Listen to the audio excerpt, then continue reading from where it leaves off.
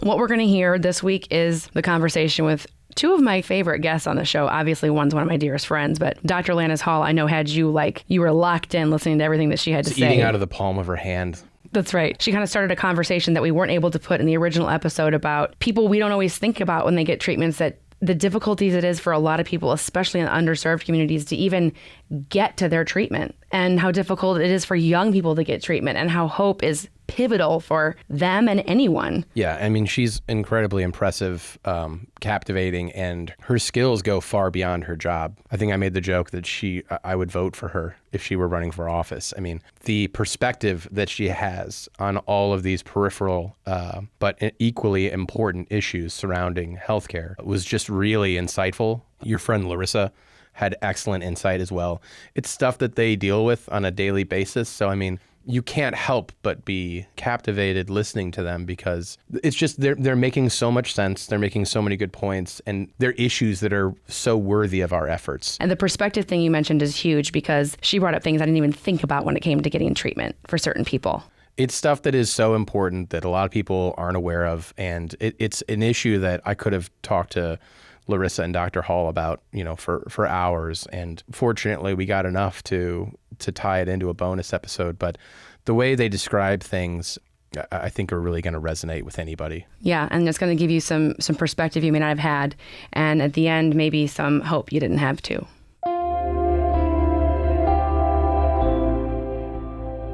I'd love to know from both of your experiences, both yours and Larissa's experience in radiation, of what differences you have seen in treating some of the patients that come from the underserved communities. So let's separate this out. There are some practical issues that occur when you're diagnosed with cancer, and it is not inexpensive.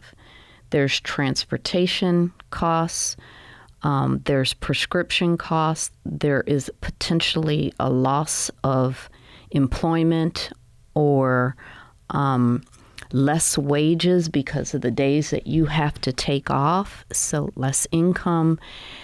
And when you are coming from an underserved community, all of that will play into whether you even get your treatment. Right. So from the outset, you have to help each individual with support services, and you shouldn't really have to have the patient tell you. It is something that you should be able to glean from the conversation in the consult by asking, will it be difficult for you to get here each day because we have transportation services? That is part of our role, is to assess how are we going to make sure this is going to be a successful treatment plan and that they're going to be able to achieve it. And if you don't ask the questions about transportation, food insecurity, do they live in a food desert, do we need to have a meal program, you'd be shocked the number of people who don't show up for treatment. And you find out that the reason is either because, well, they had no one to take care of their child, or they had to make a decision about going to work, getting paid on Friday, and getting treatment.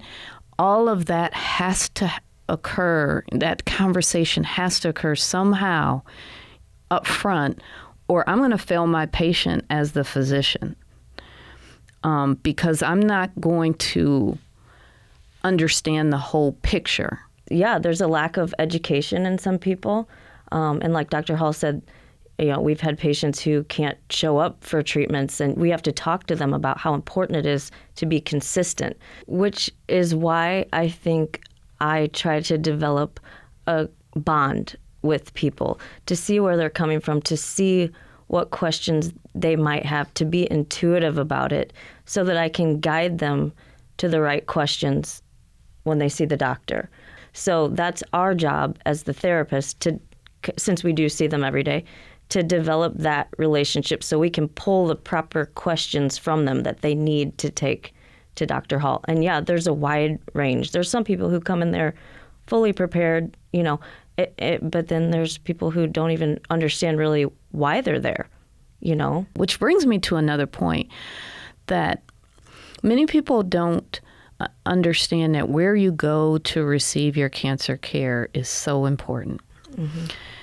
Because having the support services of a social worker, a dietitian who can give you liquid nutrition and do that for free because they have the resources to give you a bag of 20 Ensures, having a masseuse. And we've had a massage therapist for years now because we know that massage therapy reduces stress. You don't know that those services actually help you get through your treatment and make you whole during treatment as much as you can be. But cancer care is expensive, and many cancer centers don't have all of that. And the most important is a research division that allows you to participate on clinical trials. And when we say clinical trials bring hope and save lives, it's true. If we look at study after study, participating on a clinical trial, your 5-year survival is higher than people who don't.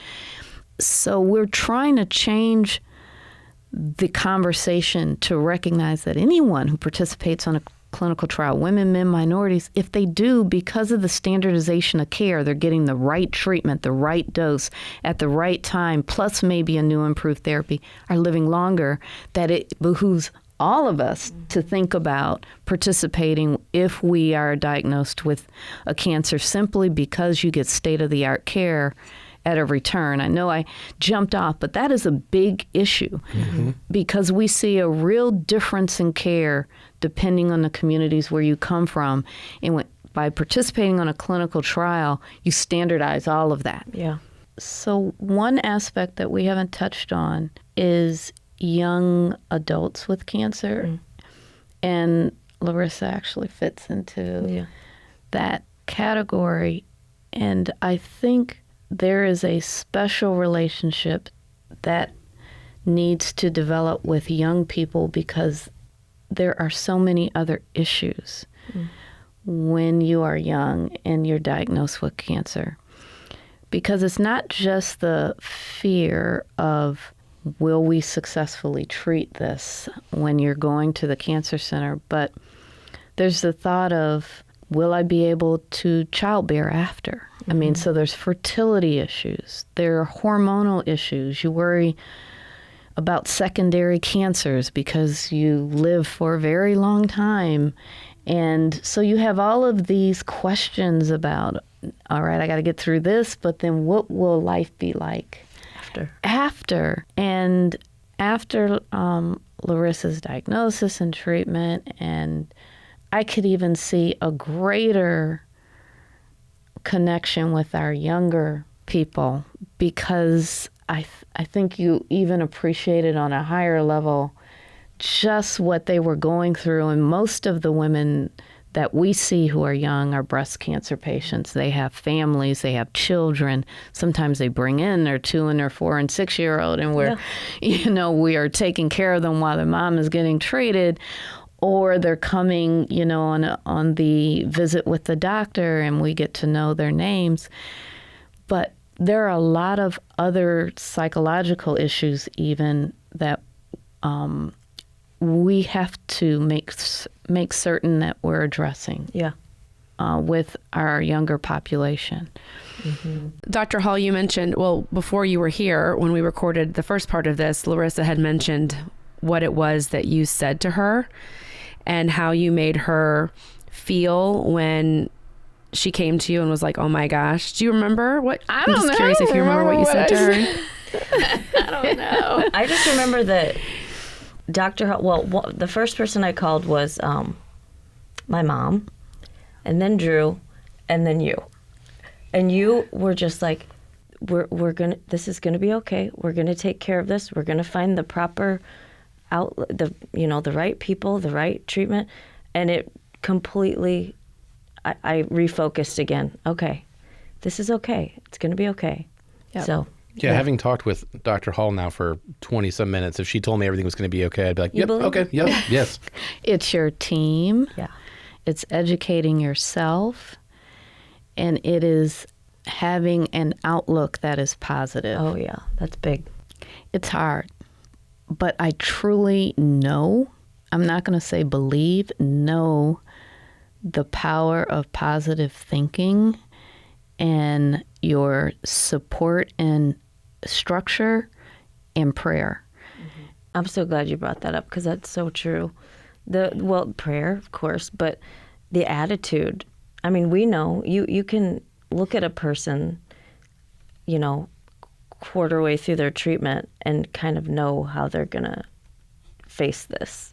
And a positive attitude goes a long way. So unbelievably far that it's wild. We talked about that a lot with you too, is the importance of surrender as it ties into also a positive attitude as well. Yeah, surrender to the feeling of like having to micromanage and control and freak out and panic. That's what I meant, is surrender to what is right in front of you. And what you can control though is the attitude. Yeah, you can. It's not easy sometimes, but it's so big. And Dr. Hall's huge on that, which I love. Well, because not that we've ever been able to quantify the power of prayer. And we're not even speaking of any specific religion, but but releasing your fear to out of you, reducing your stress. So I call it like mindfulness, which is there are many techniques that help with that, but we know that it helps. And, there's a lot more research around stress and how it produces inflammation, and it doesn't help with, our cancer treatments. It doesn't help with cardiovascular issues. Right. And so it's very real when we see someone come in each day and they're fighting. Yes. They're fighting, and you just feel that they can't come to peace with this, and you know, God, what energy you're exerting in the fight as opposed to allowing your body to fight. Right. I mean, you're fighting, and so we if we see that, we try our best to get them to our psychologist, who is incredibly helpful. But that's all part of that holistic approach where we're really trying to promote a positive attitude so that we can get them in the best space for success. Thanks for listening to This is Cancer, brought to you in partnership with Siteman Cancer Center at Barnes Jewish Hospital and Washington University School of Medicine in St. Louis, national leaders in cancer. For more information on Siteman Cancer Center, go to siteman.wustl.edu. Be sure to leave a review and like and subscribe wherever you listen to podcasts.